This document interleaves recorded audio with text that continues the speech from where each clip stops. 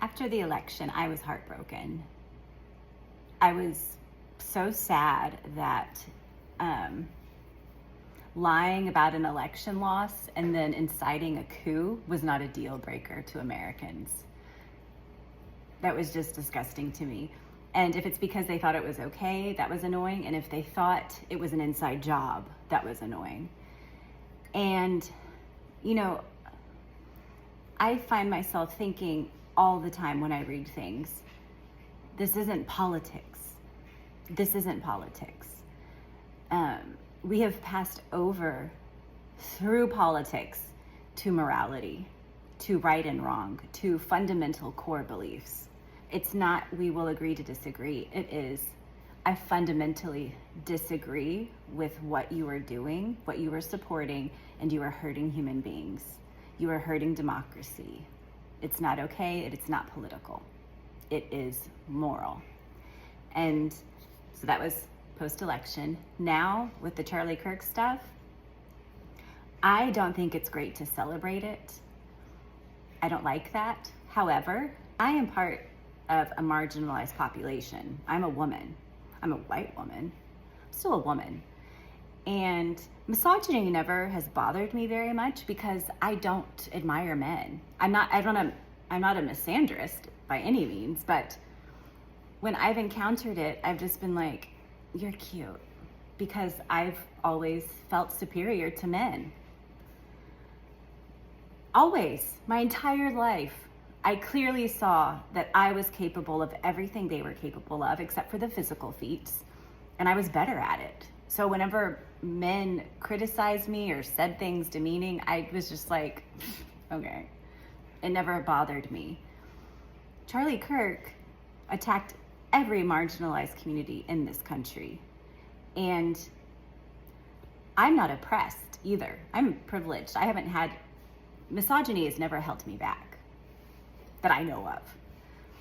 And so a lot of people had horrible reactions to him because he directly harmed their existence.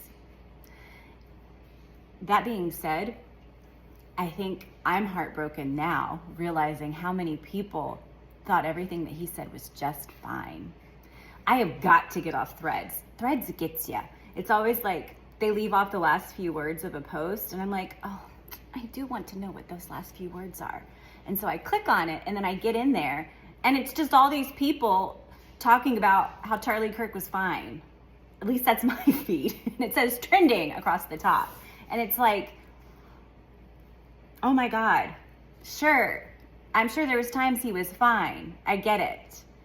Do you realize the algorithm feeds you what you want to see? My feed is covered with all the horrible things he said, and there's no context where they're okay unless you are quoting Charlie Kirk. That's the correct context. If I said, okay, here, I'm going to read Charlie Kirk, and then I read him, and then someone says, oh, she's a racist. And then someone's like, oh no, you took that out of context. She's directly reading Charlie Kirk. That's out of context. That's out of context. There's no context where what he said is not what it is. And the heartbreaking thing for me as a Christian is realizing how far Christian nationalism has taken everybody. And I had a friend message me. So our boys are the same age in middle school. We met each other in the nursing room at church. Our boys were babies together, and I haven't seen her in years. And she messaged me out of the blue and said I was doing great. And I was like, oh, thank God you're one of us. And I was so relieved because I've seen her at school and avoided her because I'm terrified to be around other Christians. I'm not even kidding, because I'm like, are you one of those Christians? Are you one of these Christians? Because I don't want to talk to those Christians, because those Christians want to have a white Christian nation, and that is not okay. So it's just heartbreaking to me how far we have fallen as Christians, that this horrible human being is being martyred. I saw a vigil in Bernie. All the kids loved him. I have a friend whose son is in college, and his roommate is really upset, and he's kind of like, oh God, I didn't realize I was sleeping next to somebody who likes white supremacy. And it's also abundantly clear that none of y'all understand white supremacy. None of y'all understand racism in America. And your ignorance is evident when you keep saying, I didn't see a problem with it. And you don't know what you don't know. So I encourage everybody to start learning. And I'm still hopeful for America. I don't know.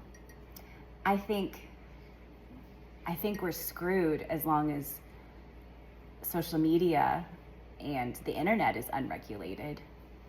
I think we're screwed as long as our politicians use this as fodder.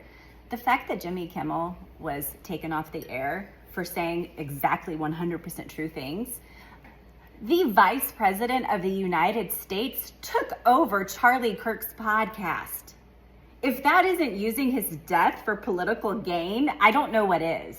And Jimmy Kimmel is squashed for that very true observation. But yes, so for all of you that are like, because I'm getting messages from people like, I don't understand, I get it. We're heartbroken because, we all know someone who's racist, and it's like the people that we thought were benign aren't. That is how ingrained white supremacy is in our country. That is how ingrained the patriarchy is. I didn't snap out of the misogyny in the church until I had a daughter. I was just fine with it when it came to me. The shit I took in my youth group, I'm ashamed.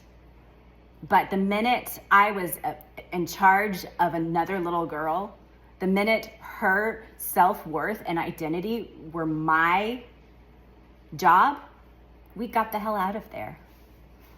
So, yeah, misogyny, Islamophobia, white supremacy, all of that is America. And Charlie Kirk just said out loud what they all think. And that's why they're so sad. He was just like Trump. He is their warrior because all of the awful things they think, he says it for them and tells them they're wonderful despite it. And it's just sad for us to realize there's even more people like that. And we're just gonna have to be sad for a little while. This division happens. Robert Reich said it in the 90s. He said that this inequality was gonna lead to susceptibility to demagoguery. Meaning, as long as people are starving and desperate, they'll turn to anybody who can make it better. And until we have an America that works for everybody, we're going to be susceptible to tyrants. And this tyrant's not going to fix anything. He likes us susceptible to him.